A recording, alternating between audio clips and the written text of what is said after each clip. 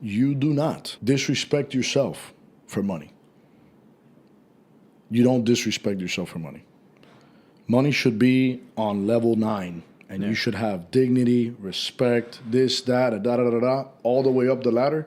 Money should not be up there. Yeah. You shouldn't have to lose your dignity, get disrespected, all of this other stuff, treat it like trash to go get money because it's on the pedestal at the top. Negative. It's at number 9. I have to be awake today, right? I can't sleep during the day. We have things to do. So I'm going to read this real fast.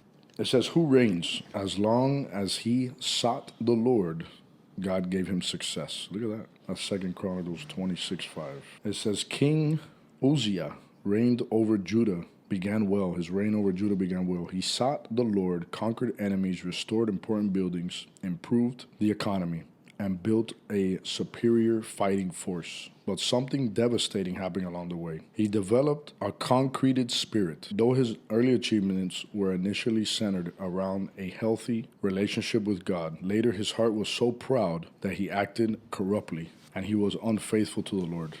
This is 2 Chronicles 26:16. Instead of looking to God for direction and success, he barged into the temple where only the priests were allowed and burnt incense, desecrating the holy act that represented prayer. So he thought he was Mr. Top Dog. Walked in. And the Lord punished him. Excessive pride turns our attention away from God and to ourselves. It puts our focus on our own efforts, where I reigns instead of the Lord. If you found yourself increasingly centered on your goals, your reputation, your authority, your success, your talents, your progress, your dreams, take a moment and evaluate where God is in your life. Is he on the throne or are you? So that's what it says. And at the end it says a prayer. It says, Jesus, please examine my heart and purge whatever pride you find. That's pretty cool, man. That's today's read. I like it. What is up, everybody? I hope you're having a fabulous and blessed day. Today we have returned guest Keith with Howard and Son Farms. What's up, bro? Good to see you again. It's exciting. It's exciting. Today's episode, guys, we're going to be talking, as you can see in the title, we're going to be speaking on things for people that are newer in the industry that don't have guidance on where to get these questions answered. So he wanted to speak with me about these things, and I told him, dude, why don't you come on, let's do a podcast, and we can share it with all of you guys, right? So there's a lot of stuff to learn along the journey that nobody could find answers to. Nobody can find answers to. Really, you can Google it, you can chat GPT it. It doesn't mean it's going to be right. And for the most part, where do you go? How do you do it? The best way to do it is to speak to someone that has done it and get at least some type of guidance. It doesn't mean it's going to flow and go the same way as it went for, let's say, me, for you. But at least there's some type of path where if I give you 10 things, 2 of them might work, right? And then you take those 2 and you continue going. Yeah, because everybody's journey is different. Everybody's journey is different. But in the industry, it's hard to find like just answers and guidance.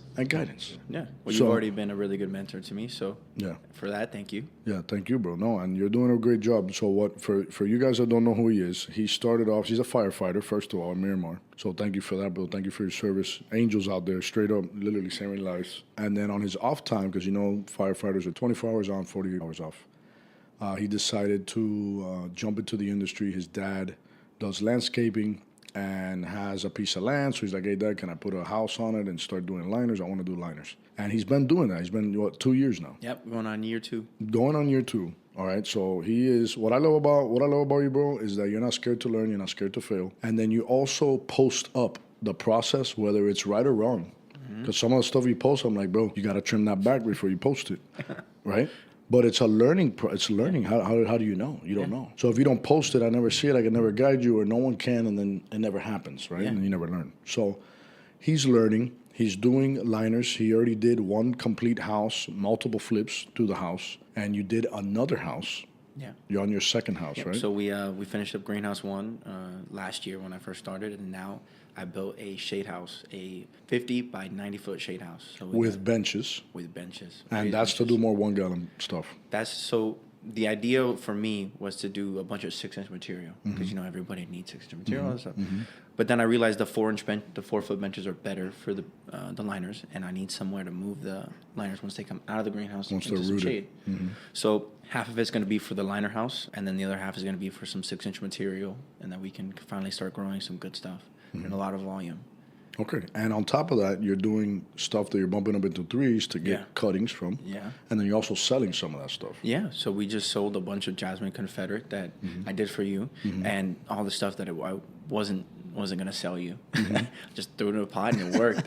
So we did pretty good. We sold that was made some easy money. So you graded all the liners. Yeah. And what wasn't perfect, you took it out and you put it in a 3. Yeah. What'd you do? Put 2 in a 3, 3 in a 3? 3, 4. 3, 4 in a 3 gallon. Yeah, And you 'cause- put them up there, put them in the ground. Hope to grow, and it did. And they did. And you sold them. Yeah. Yeah. We just sold a bunch, so super proud about that. But honestly, recycling helps a lot, save a lot of money for sure. In regards to? Like my trays, I try to keep all my trays sterile. So like I try to buy them new when I use them. But like from my own production, it doesn't have to be sterile. But like recycling plants, like anything that's not great quality for my customers, I'll go ahead and throw it in the 3. If it's not seeds, I'll throw it in the 3 and make cuttings for myself. Like I just recently sold a bunch of Exora Maui Reds.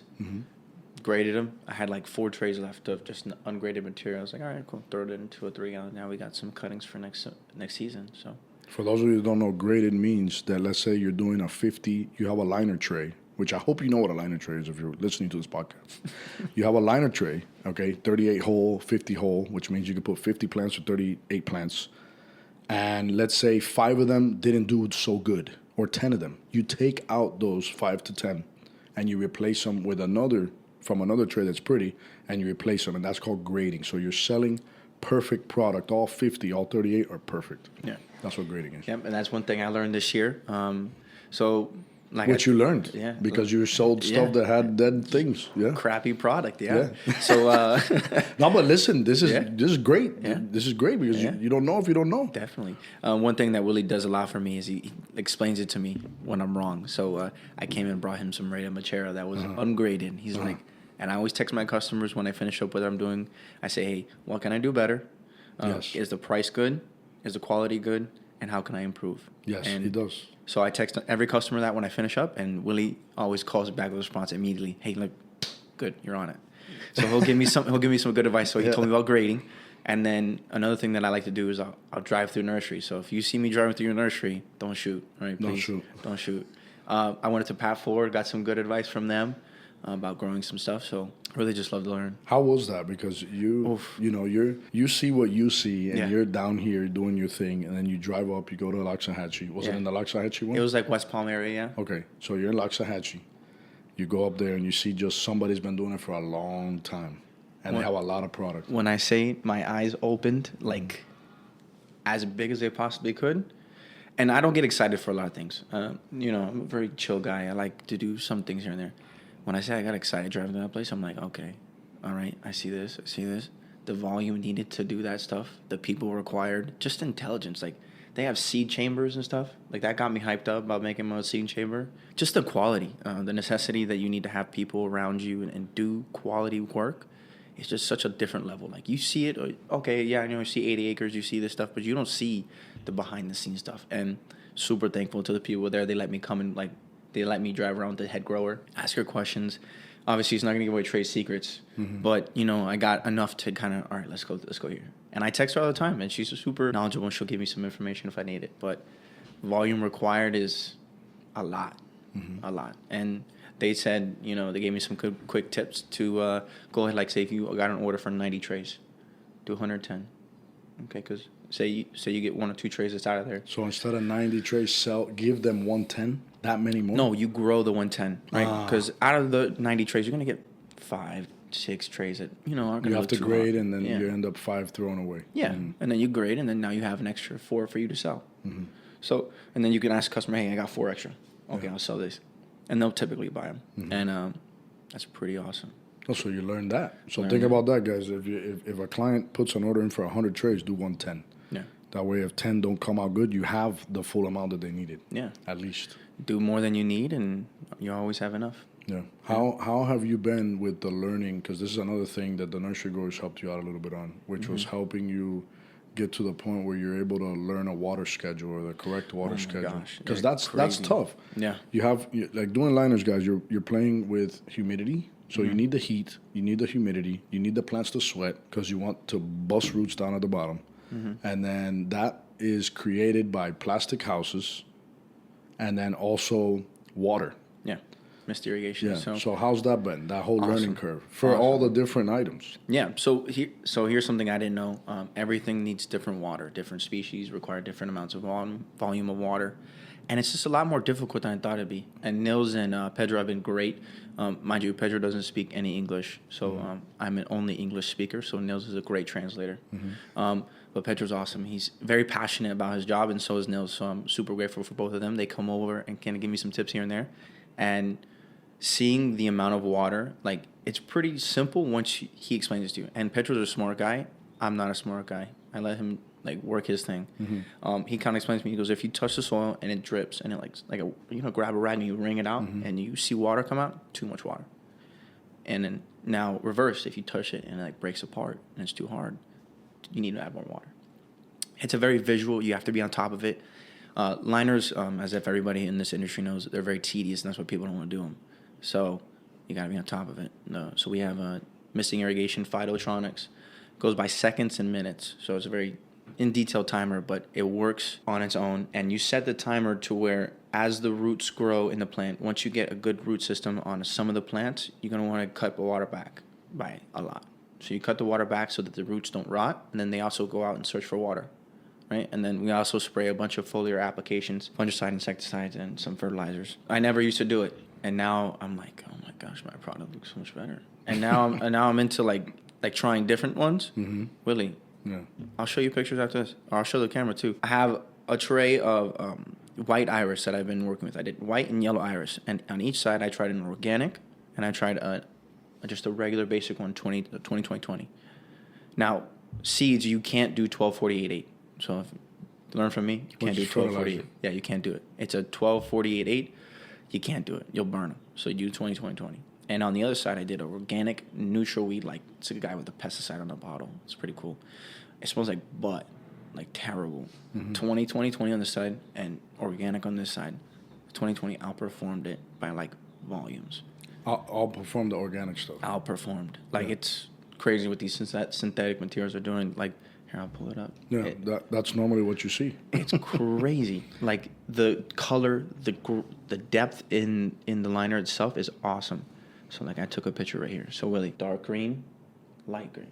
Wow. So Send it to me. Send it to you. Yeah, and, awesome. You guys should see it on the screen right now. But like the actual quality of synthetic materials and actually like, and I'm not scared to go buy stuff and try different crap. I'll try it. I go to Orphe, I go to MPK, I go to all these other places. I'll be like, hey, my name's Keith Crouse. I don't know crap. Tell me what you got.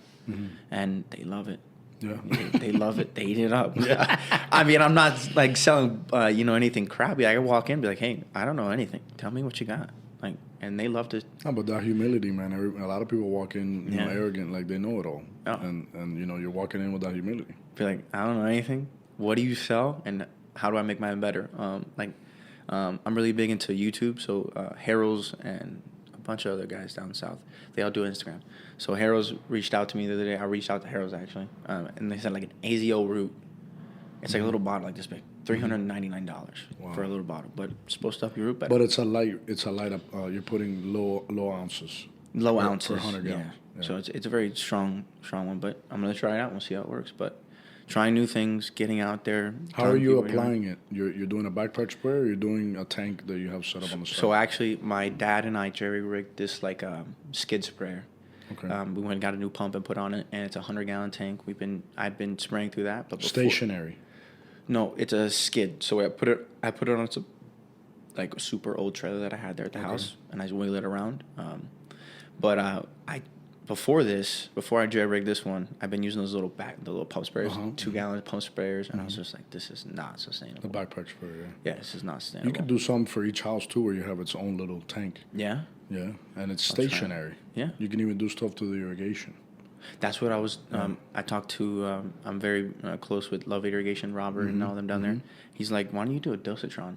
Yeah. I'm like, "I don't know what that is." Yeah. I was like, "Okay." Sounds expensive. Sounds expensive. And a dosatron. Sounds like a lot of money, but I looked into it. Yeah. It's like $3,000 for a good setup. And, so basically, what a dosatron is, for those you don't know, it's a inline fertilization system or a pump system. So you can pull. There's no electric on it. You just pull it via the irrigation, and it runs no power. It pulls product or chemicals from your bucket, it pulls it in and throws it through your irrigation lines. Similar to the thing you posted where they cleaned out the green stuff from the line. Riley she texted me. Look right now. Riley's texting me right now. I missed a call. Yeah. So it's very similar to that, and then you run BioSafe. BioSafe. Riley. Mm-hmm. Riley. So it's very similar to that. You run product, and I'm thinking I'm probably gonna run like some fungicide and some fertilizer through it. Mm-hmm. You can run some cheaper products to that. Yeah. The more expensive stuff, you want to apply it and make sure it gets in. It gets in. The cheaper stuff, the stuff that's $50 for 2.5 gallons. Yeah. You can run it through there, and it's okay. If think about it, a lot of it's gonna go on the floor. Yeah. So and in the air.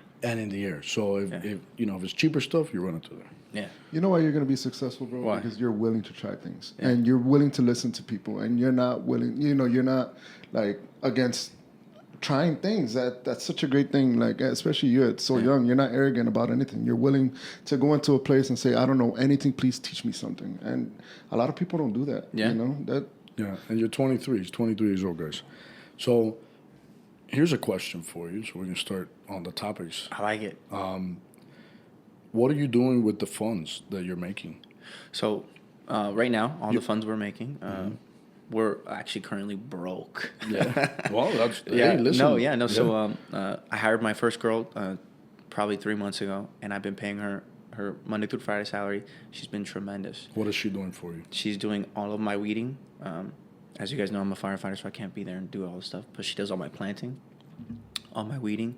I hired a spray guy to come on Saturdays, and he comes and sprays for $100. Okay. Pretty good. That way I don't have to be out there and do it. Mm-hmm. And then she does all my weeding, all my spraying, all my planting. She maintains the facility. She goes out and buys water, buys everything. She's super self-sufficient. She keeps the farm running for me when I'm not there. Like, say, irrigation line broke the other day. She went and go ahead and fixed it for me. A little quick patch, but nothing crazy. Mm-hmm. But she's on it. She helps move trays around. She helps fill orders. She stacks the plants when they need to go. She grades the trays for me. She does a lot. And she's busy. there all day? She's there all day. She works like a horse. And I am so grateful for her. We got her from Action Theory. Okay. They're going out of business. Because they sold their land. Yeah, so you saw all the houses around there. And We got it from look her. at your evolution, bro. No, From look. 0 to 1 employee. dog? 0 to That 1 is- employee. Dude, I was that so is excited. amazing. 2 years. Yeah. I was so excited. When I say, like, my dad told me, he was like, hey, there's this girl.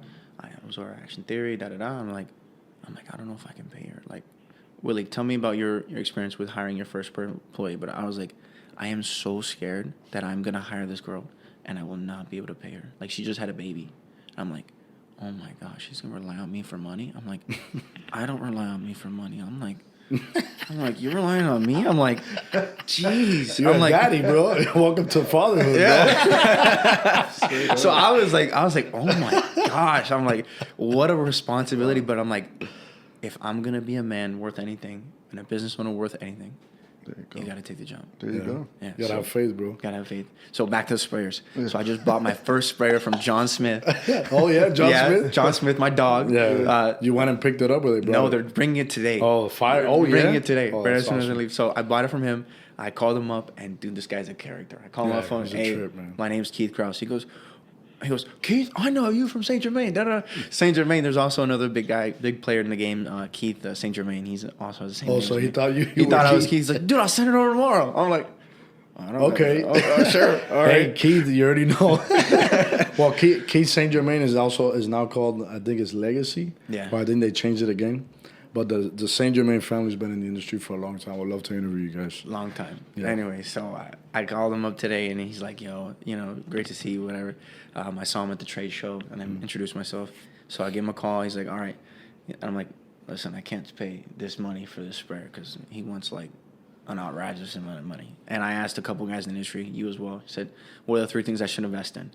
1, getting good quality product, a good sprayer, and some decent land. So we got the decent land, we got the quality. Now we need sprayer. So invested some money, and I told him, hey, I can't pay the whole thing, but I can pay this. And he's like, don't even worry about it.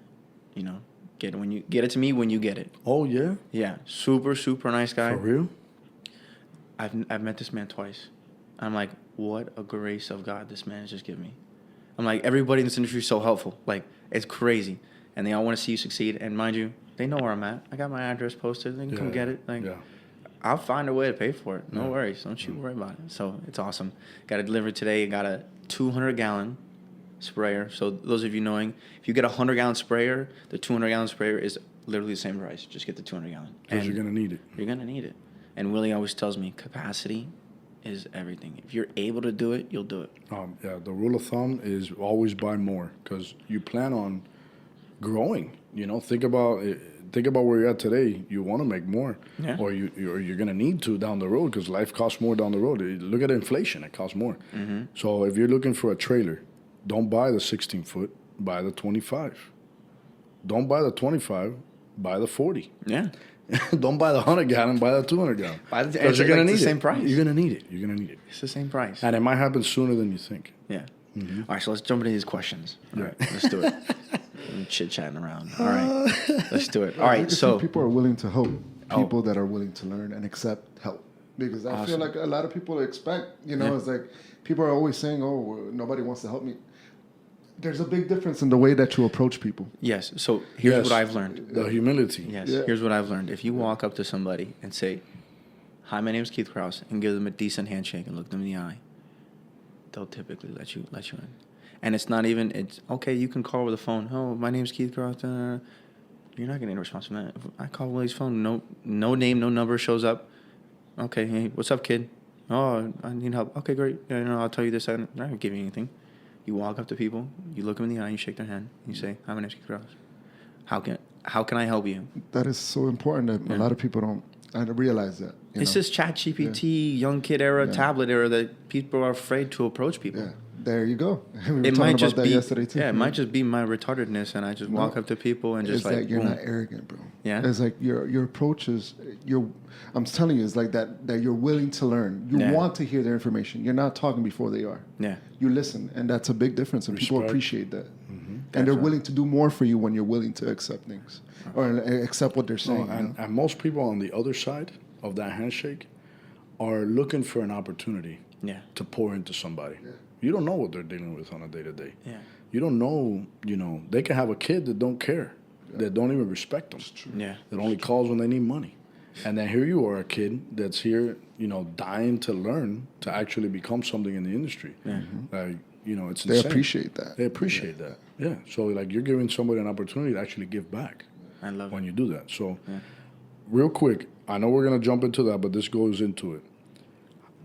When you started, how much of your percentage of what you took home being a firefighter would you spend on upkeeping your side hustle that's becoming an actual thing? To be really honest with you, most of it. Most of it. Yeah. So one thing that I've learned from Willie and my father and a lot of people around me, they say, keep your expenses low. I live in a trailer on my property where I farm at for free. I drive a nicer truck, but I pay it off, and I spend probably 75% of my income up to now. I'm finally starting to reel back. Mm-hmm. So when I first started this business, I gave myself 3 years to go ahead and make a profit. We turned a profit for the first time 6 weeks ago. Fire. Congrats. Thank you. But where's that profit going to go? 2 years in. Reinvestments. So I keep my expenses low. My monthly expenses are probably about $1,300. Okay. Maximum. Your personal? My personal expenses, $1,300. Mm-hmm. And with the firefighting money, I make good enough money to support myself. And if I wanted to go out and do things, I could. But I choose not to. Sacrifice now so I can live later. Mm-hmm. So most of that money went into reinvestment into building the property. Greenhouses are expensive. Mm-hmm. Product is expensive. Buy-ins are expensive. Hiring people are expensive. So a lot of the salary that girl makes is from my firefighting salary. Mm-hmm. So I cut into my personal money to pay her. Mm-hmm. I cut into my personal money to buy my product. I sold my gold chain for a shade house just to show you how dedicated I am. Smart move.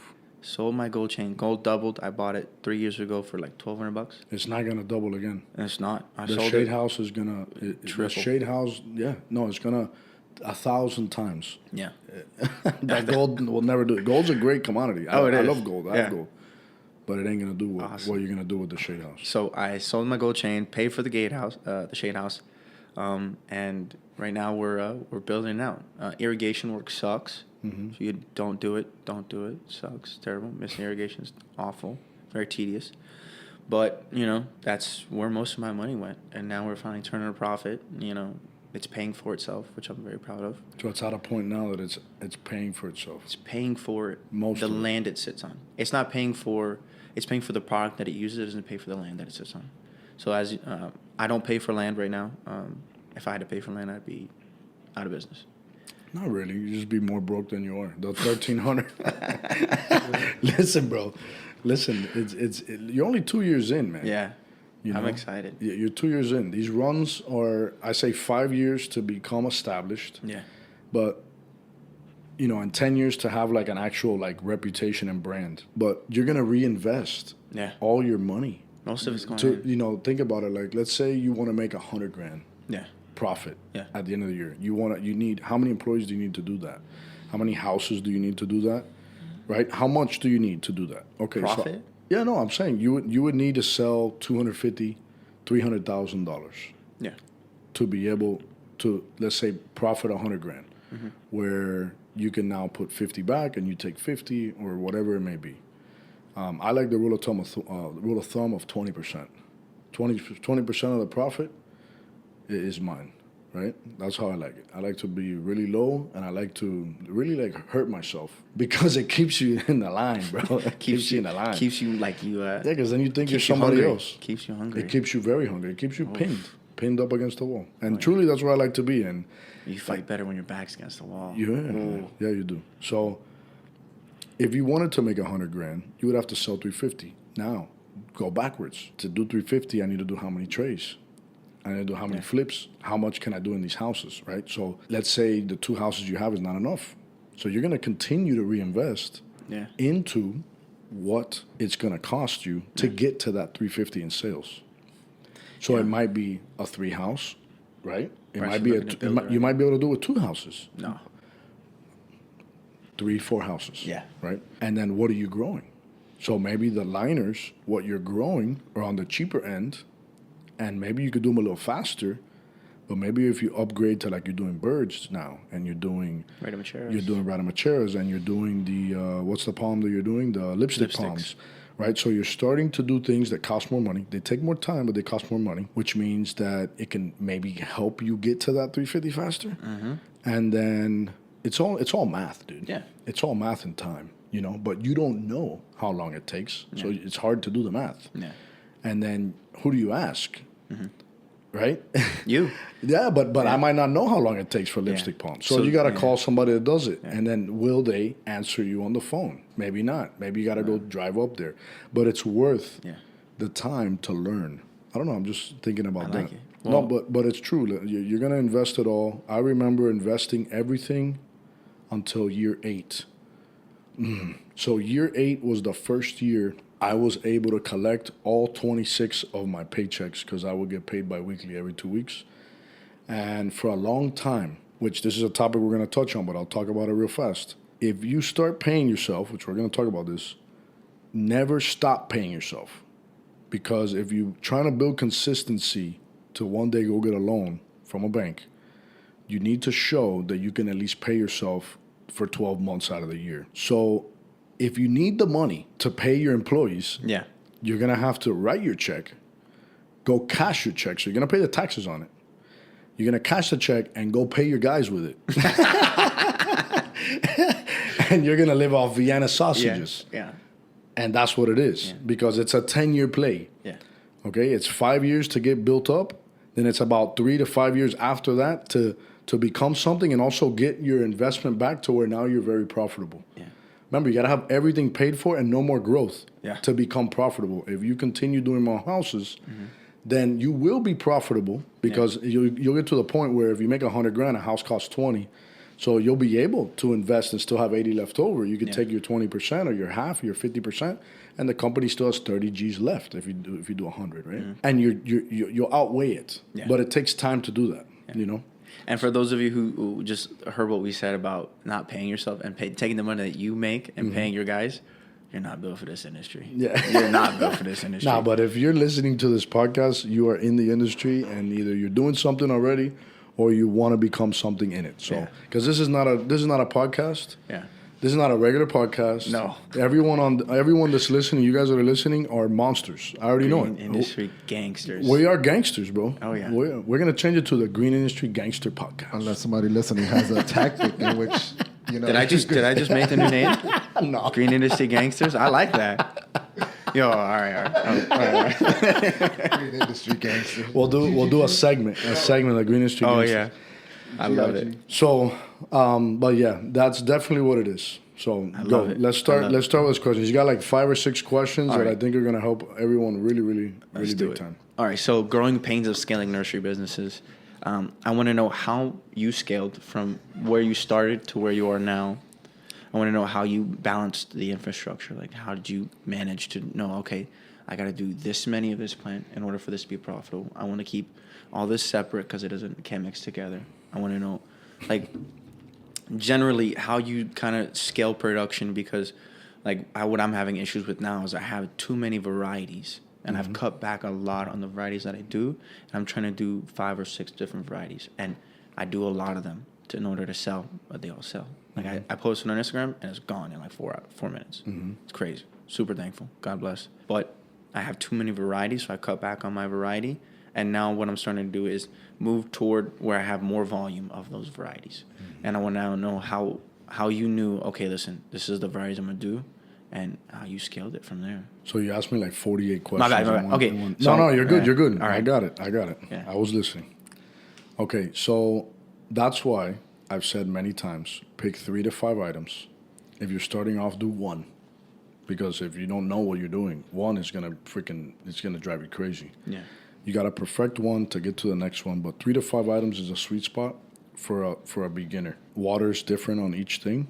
The attention they need. Some need to be trimmed back multiple times. Some flower, some don't. You can't spray the same chemicals on all of them, right? So like you gotta get built for that. So let's say for you would do plants they can fall in one category. You do it in one house, and then now you work towards getting another house, and you do those other items, more delicate items, in the other house, or that the temperature needs to be different, right? Because you can't be mixing all of that. You are at the point that you are doing larger numbers, but it's not enough. So that's an indicator that you need bigger houses, and you need more houses. So I've said before, if you guys have been following on the podcast, listen to your business and listen to what it needs from you. So you might be at a point where the shade house you did was a necessity because you were losing inventory that was already rooted, that needed to come out of the house. It was starting to look like crap, and you're having to put it on the floor in the sun and do some whatever type of thing to hope and pray and Jesus please. So that was a necessity. But now the next necessity is another maybe another grow house. So you've heard me say as well, you save up for the next step and then you go, okay? Never have money sitting. You're gonna be broke. Like if you really want to do this right, speed and pinned against the wall. The longer you can be in that realm, the faster you're gonna make it, bro. Think about it. So now you save up another, what was that first house, 20 grand? No. I did it myself. I paid $4,000 for the building, a complete and finished from start. Would you do it again? You told me you'll never do it again. I'll never do it again. So what does it cost? 20 grand? Joe gave me a quote for $9,000 to get it materials. Okay, but that's with benches and water and everything? No, that's just the house. What is it, 20 grand? Probably. 20. Okay, let's say it's 25. Yeah. Okay, It's gonna be more. so now your next step is to save up to 20, or let's say save up 10 to start and tell them, hey, bro, I'm ready. I got the money. Okay, so now you got that. So you're already putting yourself in a position where you have to commit. Yeah. Okay, so now you got the 10. You give him the 10. Boom, he does the house, and then that's it. Hopefully you have money saved up. If not, you're gonna work OT. OT goes crazy. For real, you're gonna be 38 hours there on the fire truck, bro. Whatever it takes. Yeah. That's the attitude you gotta have, and you continue doing that. That's what your business is asking you for. Yeah. Your clients are asking you for more of things that you're doing good at. Also, you know now what you can do better, and you've perfected it a little bit better. You're gonna get better. Okay, you're gonna get even better. If you're satisfied with what you got now, just wait till what you're pumping out in the 2-3 years from now. It haunts It's gonna be a lot better. It haunts me. Yeah, it's gonna get good. Oh. So you're building up clientele. They're demanding more. You continue doing that. If someone says, hey, bro, you should do this, because I talk to landscapers all the time, and they'll tell me, bro, this new plant is popping over here, bro. They've seen it in two yards. They're hype about it. That doesn't mean that I'm going to sell 1 million of them. Yeah. Right? So I've done that, and I don't sell them, and I just don't do them anymore. You do what the people that purchase from you have. Yeah. I mean, what they need. If you have excess, you post it. Okay? Plant Ant, Plant Finder, Plant Search, Facebook, social media, Instagram, right? TikTok. Someone will continue, the people will reach out. And you do those ones. The ones that you can do, like Mac Daddy. Okay? Like, let's say you do Exoras, you get them with flowers already coming out of a little liner. Imagine that. Spray them with a little bit of that chemical. Oof. Oh, it stunts her a little bit. But let's say you can perfect it and get something, or give the client something that other people can't. Now you're in a realm that you're kind of like niching yourself, and then you can start to climb the prices a little bit, and that's where you can get to that 350 quicker, right? So it's that. That's how I scaled, or we scaled, because it wasn't I, it was a we. Yeah. Right? The way we scaled Ace Ornamental was like that. We started with one location. We started with some money. Yeah. Okay? A little bit over 100 bands. Okay. And we started with that. So initially I got 3 guys. We started there. So How it many wasn't acres? 5. It wasn't. Okay. And then like a year later, like within 8 months, 9 months, we got 6 more acres. Fast growth.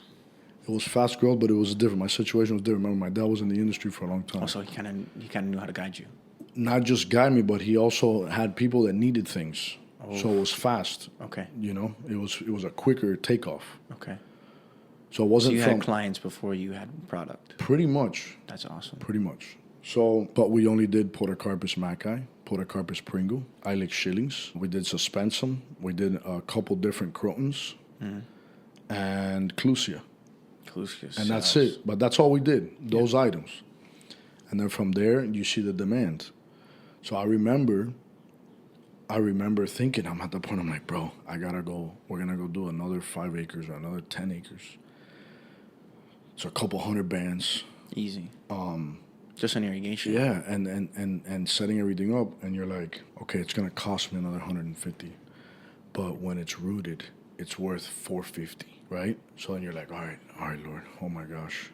And then I only had the 10. Me and my calculator Okay, so are besties. I needed 150, but I only had the 10. Yeah. Like you need 25, but you got to get the 5, 10. yeah. And then just understanding that. Yeah. And doing more, a little bit more than what you think you might sell. Yeah. You know, now we've scaled down, but now it's a different story. But starting was like that. And then we went introducing different items and trying to perfect it. The ones that we did good and we had a good result, we continued with it. Then we got a doctor later on, like 5 years ago, which is Pedro.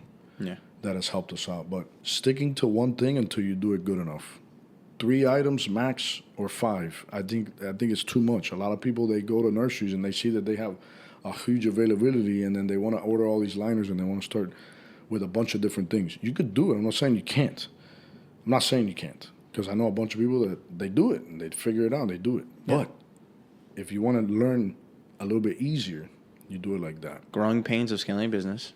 Too many orders, not enough space. You answered that one. Question I had here was, how do you measure your profitability? Like, so one thing that I was asked the other day is, how much does it cost you to make it? Yeah. And what do you sell it at? Like, what's your percentage? Okay, so you have to, so the way to do it, the easiest way to do the math, is you see what it costs you in pot, soil, fertilizer, labor. How do you measure that? Like soil, I've had trouble. Like, okay, how much So soil? you order a truckload, Yeah. whether it's a I get 20 yards. 20 yards. So you see how many trays you can fill with 20 yards. Okay. So you got to do that math, and then from there, now you know how much the soil costs you per plug, Okay. and then you got to see it's going to be different for everything, because some cuttings you had to buy the plant, like you bought those Confederate jasmines off of a 7-gallon for your Yeah. mom's house. Yeah. You're going to get clippings from that. I just got my first round off of Okay, what'd you pay for those? 400. You spent $400 on that. Yeah. You might have plants that you spent $10 on to have the same amount of volume because you did them from liners. So it's going to be hard. I paid $5 for some pinks. Exora pinks, because nobody had them. Oh, you found them? I found them. If you don't know, Willie's Dream Team, phenomenal. Nobody has Exora pinks right now. And if they do, they're charging $5 for a liner. Crazy. For a liner in a 3. For a liner in a 3. Yeah, non-rooted 3. Nuns. So you basically want to see all your expenses of the normal costs, but then you also need to add up your monthly expenses, like your light bill, your cell phone bill, your operations, how much you spend in diesel, operational expenses, what it is for a business, because the business is what pays for it, and the business is what is considered profitable. A plant is not considered profitable. Yeah, because you can sell plants, but it doesn't pay for all these other things. And to run a business, you got to have, it's got to pay for everything, and that's where your price point is and all that stuff. You got to add all that up, divide it by how many liners you're gonna do in a year, pretty much. Or you could do it by month, but it's harder that way. You could do it by month, but nothing's ready in a month, right? So it's probably better to see at the end of a year, and that's why I encourage people to use QuickBooks off the rip or something like it, so it can actually help you break down your information versus just using a 3-part, flippy paper pad. Have you seen how AI is expanded now? I built my own CRM, so into a QuickBooks, I had AI go. Copy into QuickBooks, make me a finance, and it tracks all my monthly expenses. It tracks it all, which is crazy for free. You should do a video on that. Okay, for real. Challenge. So I like it. You divide it all by plant, and that'll give you the cost per plant. It's going to be a lot higher than you think. Yeah, it is. It's going to be a lot higher because you're looking at what it costs you in labor and this and that, and I spent $400 in chemicals to do this batch. Right? But you're missing a lot of things. Yeah. It's literally all the expenses. And then you divide that by, into each liner or each tray, and that'll give you more or less what it was. Okay. And every plant costs a little different. Yeah. And it's harder to track as you get bigger. Yeah. Because you have insurances, you don't have a million things that you don't need right now. But a company that's larger needs all that. Yeah. So you got to track payroll. All that and payroll and all of that. Yeah. That's good. Get to another question. All right, got you. This one can't be a 3-hour podcast. No more 3-hour podcast for you guys. Yeah. All right. So one more thing. I had another. So managing high order volume, how to organize large order fulfillment, and prioritizing those orders. So say how a client right now I got 6 big guys that order from me, and I have a couple of guys small that order from me, and I don't want to ditch out the small guys, but I like doing those 90 tray orders. How do you prioritize doing volume and making it still able to be servicing those little guys who order 5-10 trays? The way are you getting pre-books from people, or you're doing it and they're calling you? No, I do it. Right now, this September, the spring coming up, I sold 6,000 units, so that's 4 benches full. Okay, but I'm saying the larger clients, are any of them paying up front for the product, or they give me a deposit, 30% deposit? Okay, when someone gives you a deposit, that's theirs. Yeah. And you do the 10 extra trays for them. Okay? That's you shook that guy's hand. Yeah. Okay, for you guys listening, someone gives you a deposit, that's their product. I would even go to say, if the product dies on you because you went out partying one night and you forgot to shut off the water, you forgot to turn it on, and it's your fault, I would go find somebody. Listen to me. Okay? This is how you get places in life. Yeah. I would go find them at another liner grower and buy them to fulfill that order. Yeah. Listen to what I just told you. That right there is very important. If you shake their hand, they can put a deposit, it's theirs. Yeah, no matter what, you come through for your customer. No matter what. Because I say that you get it guaranteed. That's your word on the line. Now, if someone doesn't, and let's say it's high volume, a guy that buys 100 trays at a time versus someone that does 10 trays, and no one has prepaid anything, you treat it by the way that they called you. Mm-hmm. So who called first, who called second? That's how it works. Okay. That's how it needs to work. Because it happens here. Someone might call for 500 of one item. And then another guy might call for let's say 400. Who gets the first dib? The guy they called. What time they called? 9:08, and the other guy called 9:12. 9:08. Let's go. Let's see if they're there, and call him first. Tell him yes. Yeah. He's got 10 minutes. Tell him he's got 10 minutes to come pick it up. No, to make a decision. Yeah. And pay 10 minutes. Yeah. Do we invoice you or what? 10 minutes. You don't got all day. You don't got 3 days right now. And if they that's it, then you call the other guy at 9:12. I got it. That's how it works. I love it. All right, so employee hiring and management. I've never had an employee before, so this is my first one. Really proud of myself, but how do I manage her? In what way? All right, so one of the things in my problem was is I don't speak Spanish, but I do have some translators that I call and kind of get over what I'm doing. She's very self-sufficient. She knows what she's doing. I don't have to teach her a lot, which is great. But how do I manage her time to make the most profit out of her? And it kind of sucks to say, like, oh, I want to make the most profit out of my Oh, it's an employees. investment. So Yeah. you're trying to see what's the most volume you can get out of investment. Yeah. There's nothing wrong with that. Okay, so it goes by, again, necessity. Just like investing, saving up for the next thing that you need, it's the same thing. What's the next thing you got to do? So if you have empty benches and you need to fill them up, do you have the cuttings? Yeah. Yes, I have the cutting plants. They're ready to go. So that's the priority for the day. Yeah. You should have like a 3-day priority list at For her, least. yeah. At least, because that gives you time to go to work. Yeah. Okay, it gives you time to rest, and it gives you time to think on what's next for your business. Yeah. You don't have to like be on top of her all day, every 5 minutes. So that's what I would do. Try to build it up to at least a 3-day, Yeah. okay, and give her a list of things to do. So it's like, okay, look, when all these, remember, you need your benches filled. Year round. If your benches aren't filled, you're not producing. If the plants that you're gonna cut to put back on those benches in liners already, for her to make liners, are not ready, I would try to go find other ones that I can cut, even if I gotta invest. I do seed. If I don't have cuttings, I'll just buy seed. Or throw something else on that's ready. Yeah. So let's say you have an order in it and it's for pink Ixoras, but they're not ready to cut. And you have an empty bench, but you have cocoa plum red tip that you can do right now. I would just throw it on there. If it can go in that house and the temperature, humidity, the water, everything is the same, you can run that. I would run that and then already be looking at, all right, these Ixoras, I'm going to be able to get more cuttings if I wait 3 months. So I'm going to be drenching them. So, hey, look, I need you to drench these so they root faster, so they grow faster. So we can cut them, and then I'm going to use that bench over there when those are done. Prioritize. And for her, it's that. Tell her, I want the place clean. I want the benches filled. If we have to trim something back, a little liner, you're going to trim them back. Then you have 3-gallon plants that you sell, but also act as mother plants. What do they need? Do they need some top dress fertilizer? Do they need a little drench, which will be the other guy that comes on Saturdays? How does the place look? Maybe I can get her a weed whacker. She could weed whack the rows. The sides, yeah. Yeah, keep it clean. Weed the place. And then learn that. Like if you're weeding plants, you should be putting a granular herbicide on after. Yeah, top dress. It's like a top dress, and what that does is it stops the seeds from sprouting again. Yeah. On 7 gallons and up, you can use a product called Pendulum. Okay. All right, it stains your clothes. It's yellow. So make sure you wear throwaway clothes. Yeah.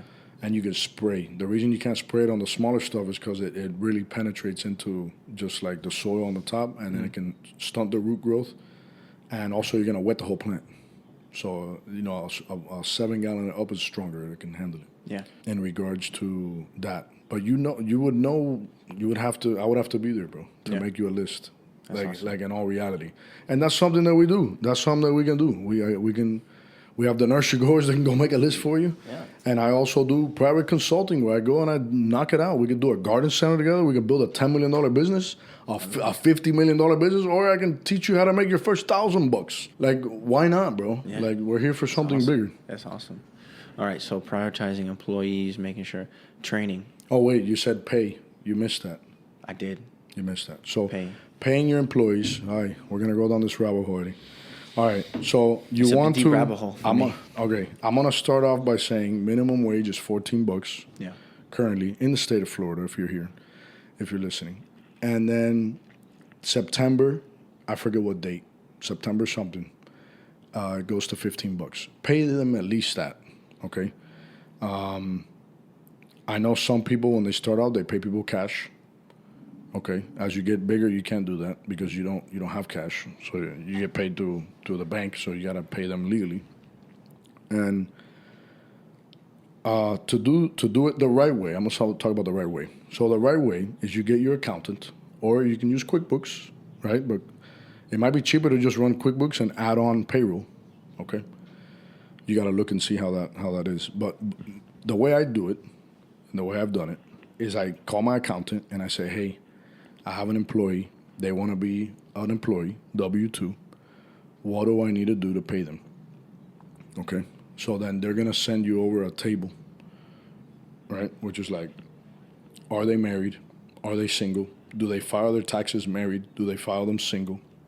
Do they have any dependents that are in the country that depend on them? So like kids or old folks. And then you plug all this information in. You got to give them an I-9 form and a W-9 form to fill out, which they fill out with all their information.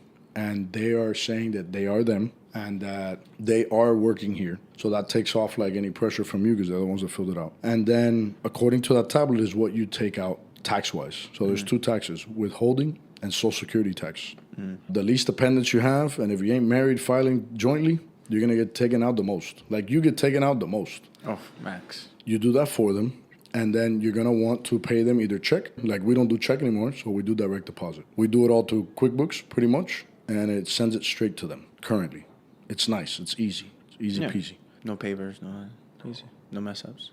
No mess ups. The only paper is the hours that people have since it's different properties and we don't have internet or power at every property. We still do that on paper. Okay.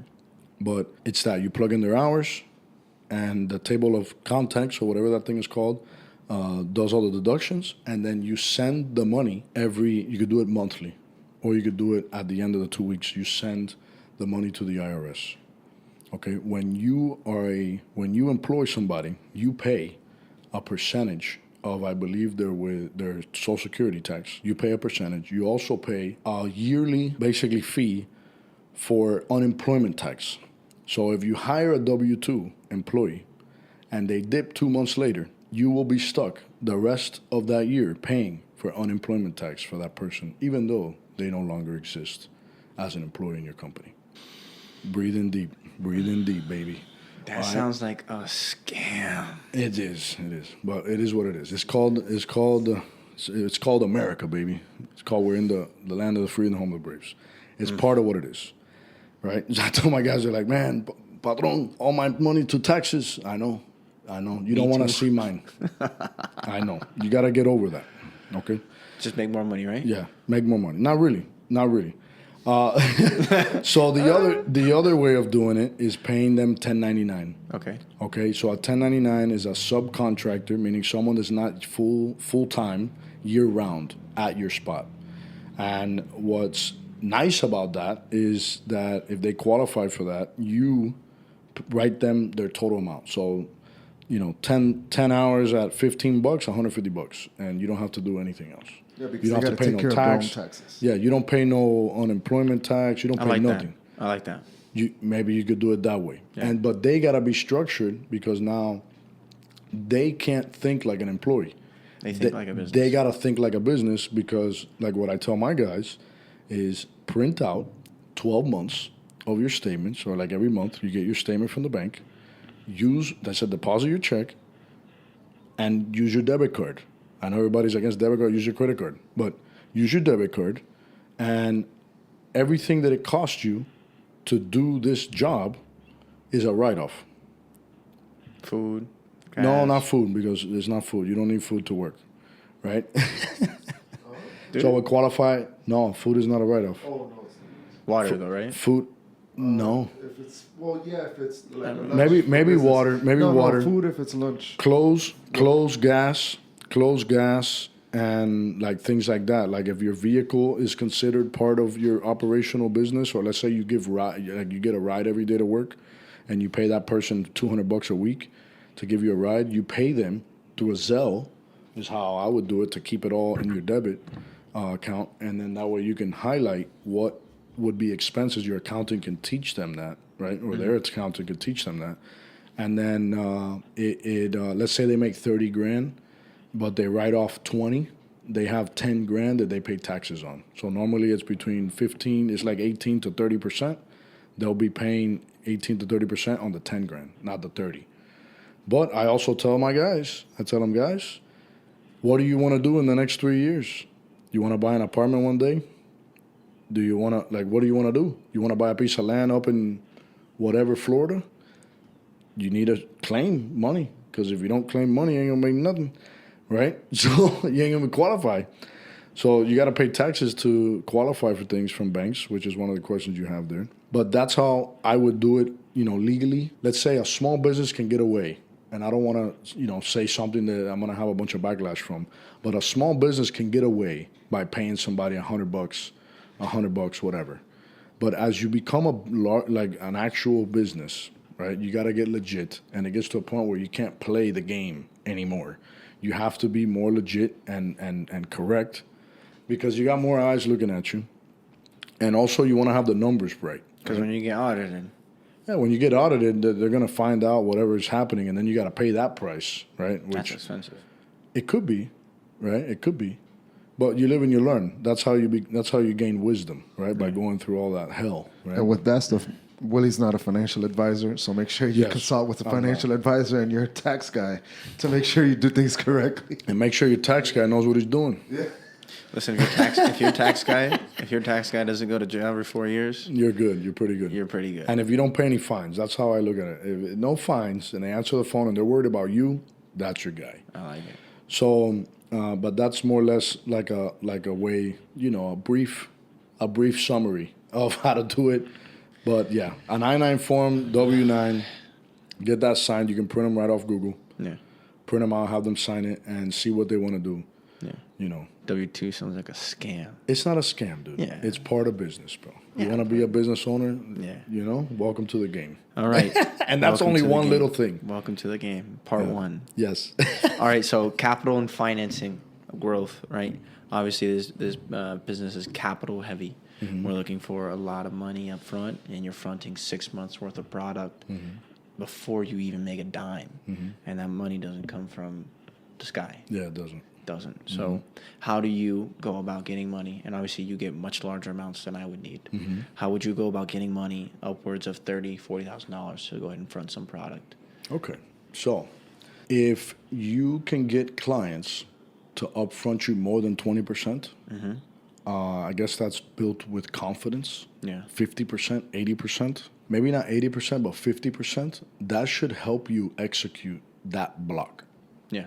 where that portion doesn't really come out of your pocket Yeah. for the most part. That's one way to get capital.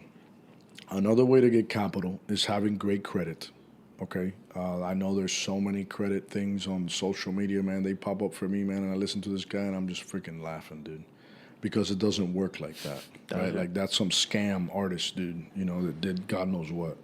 I'm gonna tell you the truth. So you need to have good credit. You need to pay yourself, like I said earlier in the episode. You need to show proof that you paid yourself, even if you're using the money to go pay your guys with it again. Okay, consistency. And then you don't want to have anything on your credit. Nothing. You're gonna sacrifice your credit for the future of your business. So anything that you want, like a vehicle, unless it's producing money within your company, like not like, yo, I bought the King Ranch, because, no, for real, like go buy the XL, the XLT, Yeah. okay, and just duke it out, right? Like Duke it out. I like it. and figure that out. No jet skis, no side-by-sides, no credit card, high interest. I went on vacation. No Macy's credit card, no TJ Maxx, no Home none Goods, of that, no none of that. Like financing is what you're talking about. Basically, no financing. yeah, guys, it's so hard to get a loan. I'm not even gonna freaking lie. It's very hard to get a loan from a bank. Okay, you got to think about it. Our inventory can die in Tomorrow. 3 days. Yeah. A hurricane can come blow it away. A freeze can come and burn it. A bug can come and plague it. Okay, you can spray the wrong thing and kill it all. Okay.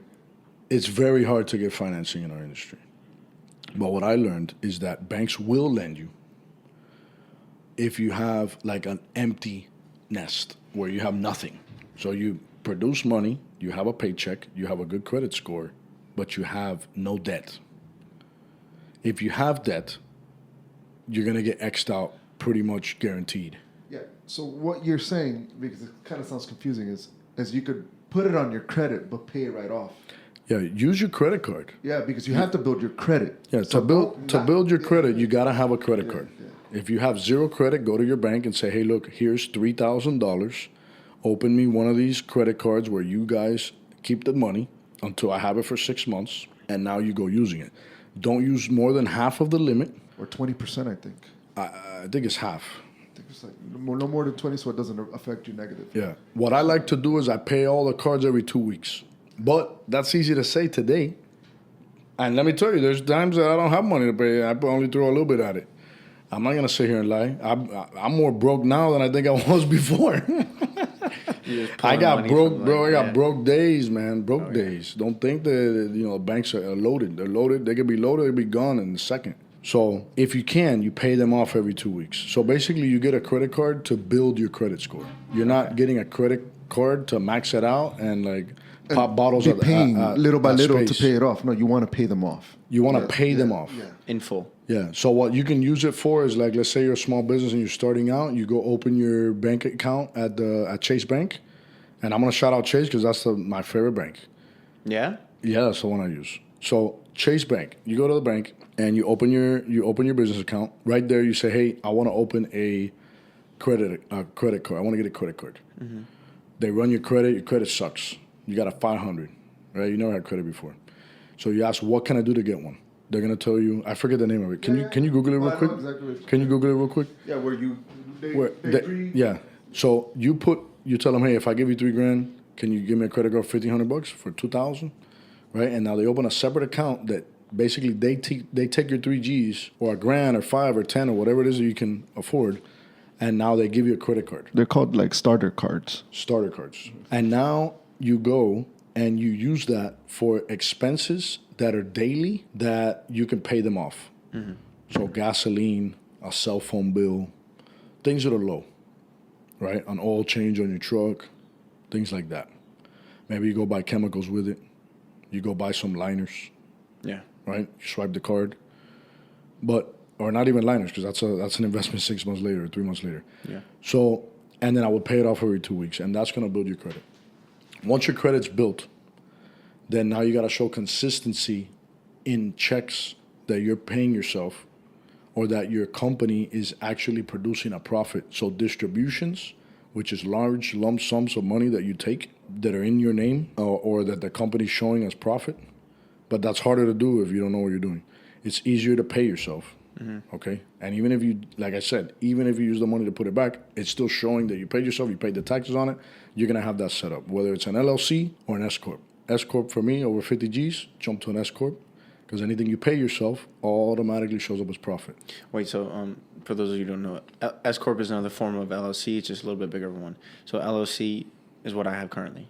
I believe once you get to 50K in sales, you're going to want to jump to an S-Corp. So what that does is now you pay yourself, let's say you pay yourself $20,000. Let's say it's 26 bands. Let's say you pay yourself $1,000 every paycheck, every 2 weeks. Okay. Your company already made 26 grand of profit. So now that'll help with another credit card, right? Or a higher limit because it shows that you made 26 grand. Gotcha. Yeah. Okay. So how do you get funding?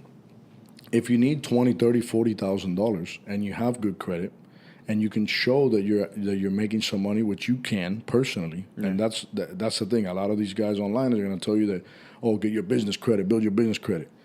You ain't no business credit. It's you signing for your business. Personal guarantee. Yeah.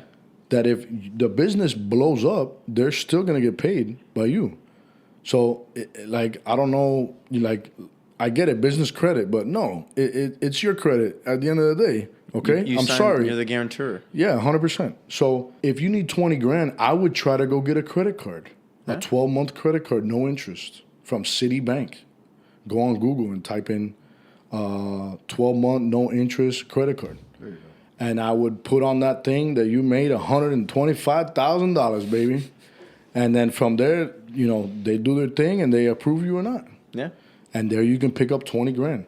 But your credit's gonna get hit. Yeah. Because you're gonna swipe it for 20 grand, you're gonna max it out. Your credit score is gonna go from a 715 to a 600. Because now, remember, to have a good credit score, you gotta have 50% of your credit card, no more than the limit used per card. You got to pay them down. You got to show all this type of consistency, and then your credit score climbs. It doesn't climb if you have one maxed out and you leave it there and you pay the minimum. Yeah. That hurts your score. Yeah, well, I don't pay the minimum. I pay, so say if I spend like 2 Gs a month, I'll just pay it off. You have to. Yeah. And that's where discipline comes in. Yeah. Because if you don't, It'd be right, hurting though. let's say you go pop bottles one night. Yo, Pop my boy, bottles. bro. I'm just saying, we're in Yeah. Miami. The Yeah. influence is real. You go do something fun one night, Yeah. right? Yo, I went and bought, I did this, I went and did that, whatever. It's very easy to get caught up in that stupidity. Yeah. You can't pay the cards. Your credit score is going to suffer, man. It's going to suffer for 6 months. It's going to suck. Yeah, like what you're saying is pretty much the way I always think. Don't buy something that you can't afford. Meaning that if you Yeah. can't pay it right off and you don't really need it for your business, it's not worth buying the jet ski. Yeah. It's not Or the worth gold it. chain. Yeah. Or the Rolex. Rolex for me. You got to get the Rolex. watch, bro, because it's a conversation piece. Listen, no one has ever looked at my wrist and wanted to talk to me based off of a wrist. Yeah. Straight up. This is all garbage we see on Instagram. Yeah. Straight up. Oh, it's all about presentation. Look Sometimes. right, bro. It's about what you said. Shake hands and show them humility and look at them in the eye. And again, seek a financial advisor because we're not professionals here. This We're is not. going This based is just on what based works off of for not- Willie. Yeah, this is just based off that. I love it. But you can get a credit card. The best way to get 10, 20 G's will probably be from a credit card. Yeah. Okay, literally. I think so. You can try Farm Credit, which Farm Credit, I have been wanting them to come on the podcast for a long time. Yeah. You know, I know it's intimidating. You know, I want to hit them too hard. I know it's intimidating, guys.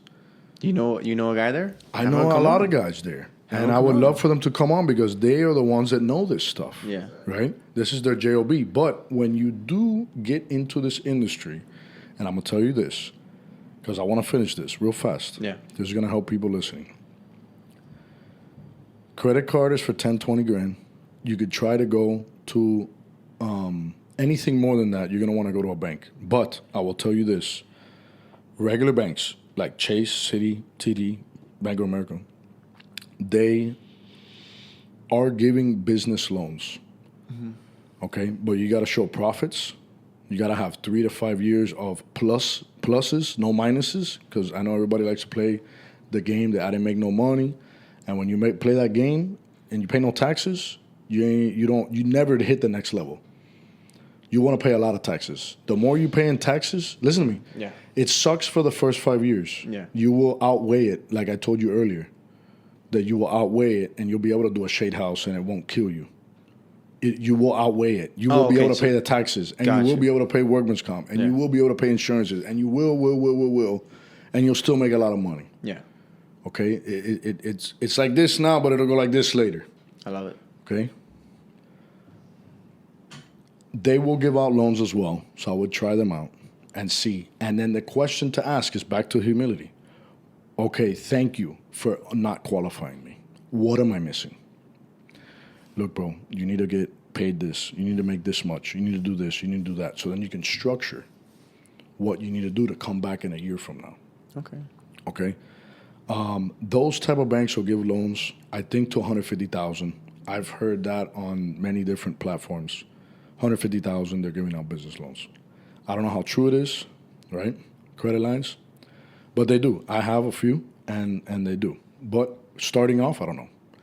And then they won't lend anything else like that. Like if you have a piece of land and you're trying to get a credit line against it, I mean, not a piece of land. Let's say you're trying to get a bigger credit line, it's going to be hard to get it from those big banks. From there, you go to a bank that understands our industry, which is called Farm Credit. Farm Credit, I know of Florida Farm Credit. I believe they have it for different states. I believe it is because it started off as a government project for agriculture, horticulture. You go there, they're going to go through everything. They're going to look at everything. They're going to see what you do, what you grow, how many times you sell it a year. They know the industry. So they're looking for seasons. So if they give you a credit line, a lot of their credit lines are 24 months or 12 months. It's not a 10-year credit line. You can get a 10-year credit line from another bank, but you ain't going to get it from them. Yeah, because they won't pay back. They want it back. So then they don't want you to fall into a hole. So they keep you accountable. So like one of the ones that I have from Farm Credit is 24 months. But I got to pay it down every 12 months for 30 days. So listen to that. So let's say I take $100,000. I'm going to keep it low. Let's say I take 100 bands and I spend 100 bands in January. I got to have it paid off, those 100 bands, before December, and I can't use it till the end of January and the beginning of February. Wait, so you just said I take 100. Mm-hmm. I spend 100 Mm-hmm. in January. Mm-hmm. By that December, the loan, 100 band loan has to be paid off. Has to be paid back to zero To zero. for 12 months. I mean, for 30 days. And then you still get And that then, 100? and then I get the 100 back if I want to, and in 30 days I can take it again. And every 24 months I gotta sign up for it again. They check your credit again. They check your books. They check everything. They check your profits. They make sure that you can continue doing it. Okay. Okay, but there's also, that's why down the road you buy a piece of property and you pay it down. It's the hardest thing to do because you already have the asset and you're only paying it down to have leverage at banks. Because once you have an asset that's paid for, you can go to Chase and say, hey, look, I have this property with a little house on it. You know, can you give me a credit line? And they'll give you a credit line for 10 years, and you can have it full for the 10 years. And you don't have to pay it down. And the interest is usually lower as well. Yeah, like 6%. It depends. It all varies. A lot of them are in the 9s, 10s. Yeah. Right? But 10% isn't bad either. 10% isn't bad. But you got to remember that. You got to remember that. But on over 100 bands. Let's say you're at 100 grand. Let's say one day you get $100,000. Or let's say you do it with your 10,000. Yeah. Let's say you do it with a 10,000. You get a 0 interest credit card for 6 months, and after that's 27%. Nuts. No. But let's do this. You got to factor in that 27% on those 10,000 in your inventory. Now Because if not, right? If not, look. Yesterday I had a conversation with a landscaper. Yeah. They need $1 million loan to continue doing commercial. They need $1 million. Listen to this. They need $1 million credit line to be able to float their commercial work. So they need material from you? No, yeah, they need material from me and material from everywhere. Let's see the books. To be able to, let's say, to be able to work commercial jobs because commercial pays 90 days or whatever. Yeah. 90 to 120 days contracts. They have to factor in that 9 to 12% for the whole million for the year in their jobs. If not, they gave their silent partners, the bank. Yeah. Because if you make 25% or 20% as a landscaper and you have to float That's with all perfection. your job, Yeah. all right, and you're paying 10% for that, you only made 10%. Yeah. It's not worth it. I'm just saying, it's just You're something to working for factor free. in. Yeah, you you're got to working for factor that in. Damn, that's awesome. I didn't even think of that. That's crazy. You got to factor all that in. So let's go to your next Yeah, question. these are some big boy questions. Gosh. I don't know how I came up with these. Oh, jeez. All Did right. you chat GPT these questions? Most of them. Don't hit me. All right. So this is one of my personal questions. What does quality actually mean to you? Right. So like I said earlier, green, dark green, light green. You know, I think quality's Quality, like look at, you're looking at it? Yeah, quality. Okay. Like quality I material. love that question, bro. And the reason why is because a lot of people, they don't see what someone else sees. Yeah, because They don't see it. We look at it and we're like, oof. And then somebody walk past by and sees, It looks beautiful. Looks beautiful. So quality has to be a full, fluffy, fat plant with good color, no spots.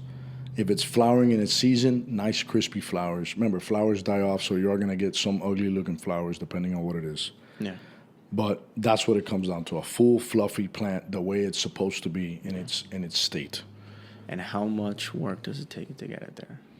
It doesn't. It takes the same amount of work. Well, no, it does. It takes a lot of work. It takes the love, bro, and all the steps. You can't skip a step. You skip a step, you're going to have a crappy crop, you know? Or if you take too long and you procrastinate or You don't spray on you have time. too much on your plate, you don't have help, you know? That's another thing. Like, thank God you got an employee.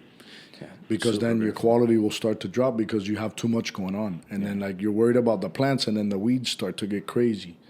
You know, so then now your nursery looks like crap, and any nursery that's filled with weeds, I'm sorry, no one with quality, or that shops for quality will go in there and buy a product from you. Yeah. You can say no, but let me take off the weeds. No, bye, and they reverse, Yeah. and they get out straight up. Yeah. You got to be able to balance it all. Yeah. And if you do see that you have too much on your plate and no money, then you're focused on the wrong things. Yeah. Because you should be working. I don't want to say busy, because busy doesn't mean you're making anything. Yeah. You should be efficient and productive enough that you're actually turning some type of money that you can have someone to help you if you're overwhelmed in a lot of things. Yeah. Like one thing I see today is a lot of people that they do the owner-operator, where I was a few years ago. I don't know how many years ago it was, Eddie, like 6 years ago. Owner-operator mentality. where you could do it all and I can't trust nobody because they ain't gonna do it better than me. Mr. One Man Show. Mr. One Man Show, and it hurts a lot because you're limited on a lot of things. Yeah. You know, where if you would have walked through that door of fear that we learned on the last episode, Yeah. then you would be able to have staff that can help you elevate, and you would be at a whole different altitude. Yeah. And that if all you would have comes said yes. within its time. It all comes within its You time. need to experience what it does take to be the full owner operator before you could actually trust somebody. Which is, look, you're doing it now. You hired the girl to do these things. How scary was that? Terrifying. Is she gonna do it like I did? Yeah. And you just got to know when it's time and see from the outside or somebody else see for you when it's time, because sometimes you're so invested that you don't even realize how far you've come when it's time to let some things go of your job. Definitely as an owner operator, you got to know the slave side of the business. You got to know how to get out there and understand what it takes. Like yesterday, it was hot, and my girl didn't have no water, and I was like, "Are you kidding me?" I went and had bought her like 4 cases of water. I'm like, "Don't you ever like I didn't know because I wasn't out there, and the fridge wasn't stocked." I'm like, and I opened the door. I'm like, "You don't have no water?" She goes, "No, you didn't have any here." And I'm like, "You didn't tell me?" She's like, "I'm not telling you anything." And Like you're with her coming down. eyes. A few years ago, they were doing the heat regulation Yeah. stuff that you needed to have ice at the nurseries too. Yeah, which would just, I mean, honestly, great because, our guys, like, they're out there all day and they're sweating. Like, I'm looking at her, she's sweating. What you can do for that, Yeah. if you don't have time to deal with all of that, is get with one of these water companies like Culligan or like one of these water companies, and you just get the 5-gallon jugs with the dispenser. You can buy a dispenser on Amazon, or you can rent one from them. Okay. And they come and they drop it off monthly or weekly. That's awesome. Okay, and you Set guide it it up more or at their less. little station. You set it up, and that's it. And they dump it up, and they have their own water. They got cold water. They got it all. A little microwave too. if And you want. take away that stress of you having to go buy water and remember and Yeah. all that. And also, at least you got a fridge, because cases of water out there in plastic, no bueno. No, bueno. No, we got No like bueno. we got an old fridge that just does the job. It works fine. Yeah. But quality has to be that. And if you don't know what quality is, go to other nurseries that have fire and look at what you're selling and that. And then that's also how you climb the clientele ladder of good clients. Yeah. All right. Good quality. What else you got? All right, we got 2 more. All right, business mindset. What changed you from young 5-acre nursery really to 80-acre nursery really? Like, what's the steps? Because I know for me to go from under trees to now is just like a massive amount. For me, what can you tell me about how to go from what I have now to being able to handle those big projects, those big clients, and being able to service them well without having any difficulty? There's always going to be difficulty, but without as much difficulty. Because like right now, I get a 90 tray client, I'm like, all right, let's do this. Like, let's get into it. Now, I know some people be like, all right, 90 trays, let's go. That's like another day. Oh, you'll build it up over time. Yeah. You'll build it up over time. I think you've explained it like 5 times already. Yeah. It's Yeah? progressive. Yeah. It's like knowing how much you could take in. I think you've already mentioned that. Knowing when it's time for your business to grow. I think you've mentioned that as well. I mean, I think everything that you guys have talked about literally is answering your question. Yeah. Because you can't Listen try to your do- business. you can't throw yourself in to try to service absolutely everybody. Yeah. You got to know what your business could handle. Yeah. Like the growth will come when people hit you and say, hey, I need 90 trays of this and 90 trays of this. Some you've never had before. And you're like, Yeah. oh, wow. And then now you take the steps to be able to do the 90 and the 90. But first you got to look and see if you got the space, Yeah. all of that stuff, Yeah. If you can even do it. if you can even do it. And let's say you can't do it, but maybe you can broker it. Probably easier. Maybe now you can hit up the other lady that you met that does liners and say, hey, they're looking for 90 trays of gold mount. Do you have them? Because that's what this business is. Let's be real. So now you say, how much are they? No, they're 40 cents. Okay, cool. Well, can you have them ready in 2 months or in a month and a half, 2 months? Yeah, I can do it. Okay, perfect. Now you call that guy back and say, hey, I got them. I can do them. I need a deposit. Because I'm gonna actually have someone else help me do this, and you can be honest. I wouldn't say I'm gonna have somebody broker it. I'm gonna broker it from somebody. I would say I'm gonna have somebody help me do this, and but they're 50 cents, 55 cents, and if they say yeah, let's go. That's it, bro. You're doing. You're in it. Dude, you're in, bro. You're in. You're making money without having to do really much of anything, and you can. But I would still go over there and look at them. I would still keep an eye on what the lady's Product doing, website. make sure it's right, and if there's something that looks a little off, talk to them. Hey, what are you gonna do with this? No, I don't know what to do. Look, I did this. Because technically, you're not supposed to go over there and do anything with it. Yeah. They have to come through for you, but you're expecting this type of quality. It's all right? your reputation, like you guys Yeah, mentioned it's earlier. your reputation, bro. You know, because I do that. I'll be honest, I'll do that all day long. Yeah. We get lists of things that we don't have, and all day it's just finding who has the best. The dream team. The dream team. Yep. All right, last one. Let's do this. It's been a long time. No, All we're right. good, bro. All right, good conversation questions. All right, what separates successful growers from average growers, right? You got quality, one, you got volume, two, but actually, like right now I'm having a trouble with distribution, like getting trailers, like to get the quality, get the things gone. What do you mean trailers? Like, so when I go deliver trays, I usually take them in the back of the truck, cover the back up, and drive them over. But if I got a 90 tray order, I can't ship that on, you know, and I'm not driving the Kubota with a 5 trailer long thing down to their nursery, which is, you know, 6 months away or 6 miles away. How do you go ahead and like, all right, I got this, I need to do this, and how do you like make those decisions? Be like, all right, 90 tray order, I got to move this, and it's got to be done by this date. Like, how do you schedule things? How do you make it happen so that it gets there on time and in good quality? Well, it starts off with when do they need it? Yeah. How long does it take to do it if we're starting from zero? Yeah, starting from Okay. zero. If someone wants stuff shipped and it's too big of an order, you call somebody, a third party. You know, we have Plan Logistics, not to promote it here, but you can call Plan Logistics and we can deliver it for you. Sweet. Friends. Yeah. You know, your boy that has the trailer that says, dude, hey, Keith, bro, I love you, bro. Hey, listen, man, whatever you need, because everyone tells you, bro, whatever you need, bro, I got you, bro.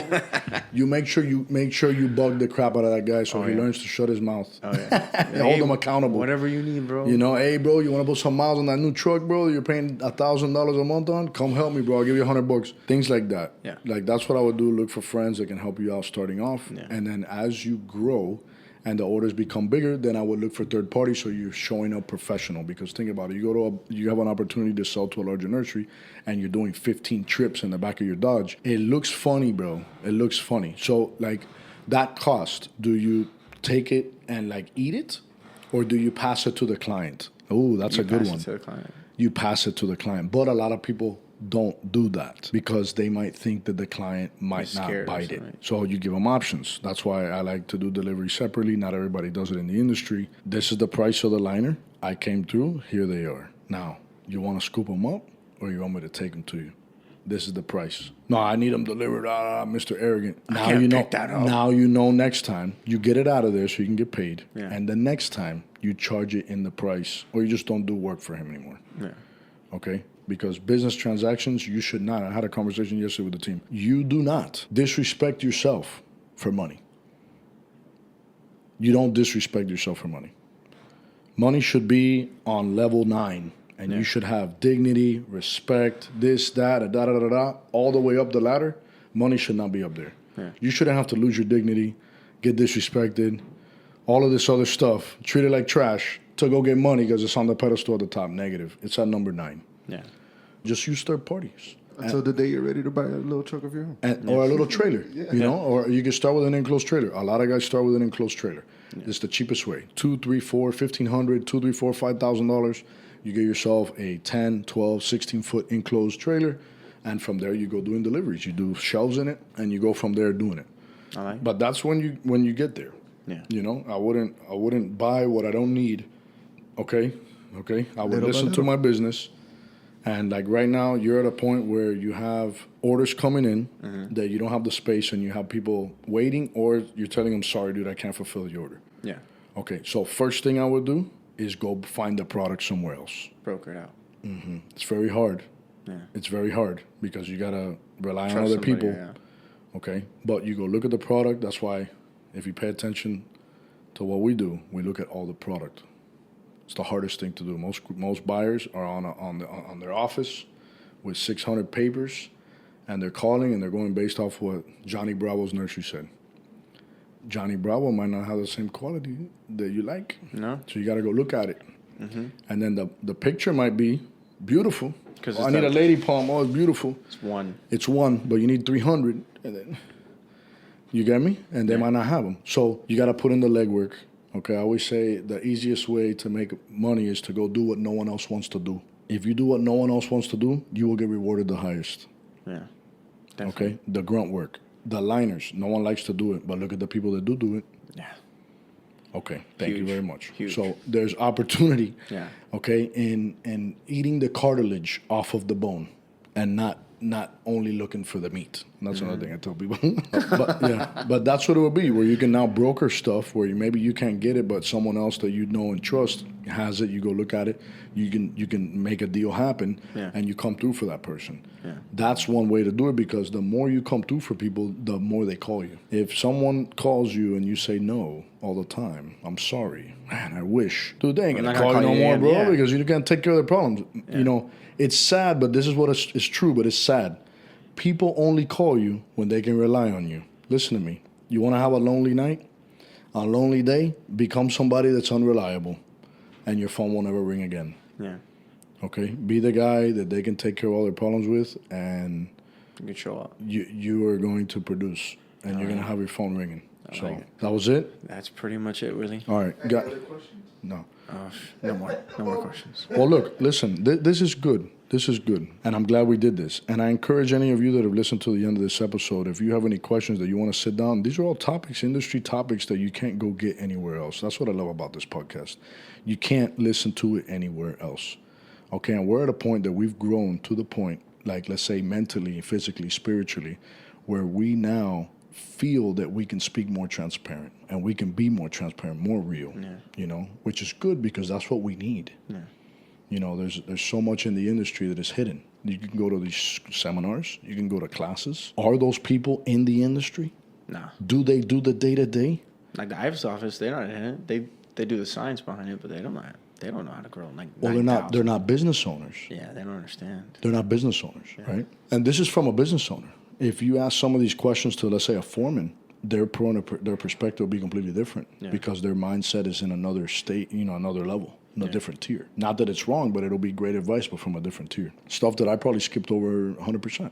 I don't see that anymore, so it's hard for me to remember that. Yeah. You know, but for you guys listening, if you ever wanted to come on and ask questions, we have another guy that's coming on, Blake. We're going to be doing That'll be a Zoom. Yeah. He's from South Carolina. Yeah. It's fire, because it broadens just the knowledge and the capability of everyone that listens, and teaches us all something new. Not only that, I mean, you're witnessing Keith's growth in the industry. Like, look at his confidence today. Look where he's at with an employee today. Look at he's starting to make profits today.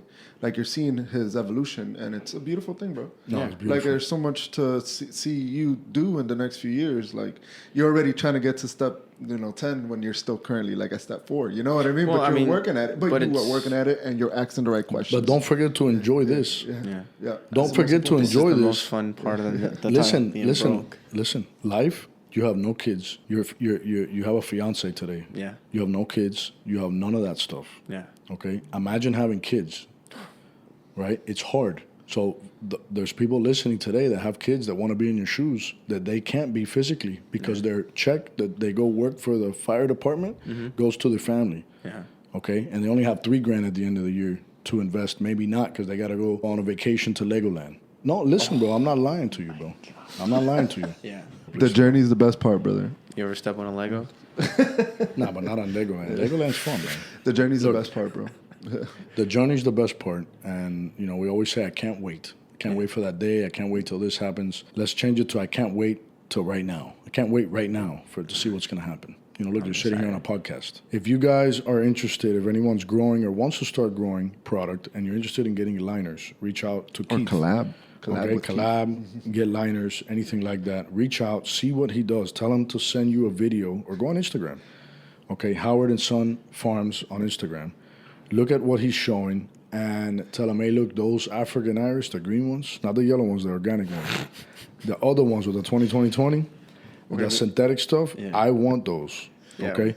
And you can collab, man. Think about the combos that you can have with Keith if you're up and coming and you're starting. Yeah. Those 10, 20-minute conversations on the phone at 9 o'clock at night. Think about how powerful those are. Those are the best conversations. I have them with all my clients all the time. Yeah. So, and if you're a financial advisor and want to give better advice to us. Yes, if you're a financial advisor and you want to come on and correct any of the craziness that we talked about, you're more than welcome to come sit here. Farm Credit, if anyone is listening from Farm Credit or knows one of your buddies at Farm Credit, tell them, hey, they called you out. All right, we need a bank here. There's people looking for lending. Like, think about how many keys there are out here. Okay, in the state of Florida, you guys can be making 10% on. Think about that. It's a business move, okay? Yeah, we need to get these guys funded because these guys are passionate about the future, and they are our future. Think about who's going to take out loans from farm credit if there ain't nobody in 10, 20 years. Yeah, True. So to keep farm credit going, we need them over here. In a We're way, right? In a percentage of a way. We're gonna be like Publix, growing organic and synthetic stuff. Yeah. Oof, that's We'll a be growing market too. plants in All organic plants. Yeah. In a 20-foot building. All hydroponically. Guys, stay focused on what you're trying to do. Stay in your lane, okay? Stay in your lane. Don't copy what anyone else is doing. Listen to these things, write stuff down, and go execute them, please, all right? The industry is literally relying on what we do on the day-to-day. So God bless you. Keith, my brother, God bless you. Thank you so much for coming, Eddie. Good job. Te quiero mucho. And let's go, baby. Minds to elevate, thrive, and demonstrate, plant in a movement. Sow the seeds, educate the flourish, building up the team. Our network with purpose, industry is green. Only scratch the surface, know this calling is deep. Nobody gon' outwork us. Yeah, we chasing greatness, trying to give the code. Moving up with patience, foundation stone. Doing what it takes, we're here to break the mold. This for anyone who wanna level up. Let's grow.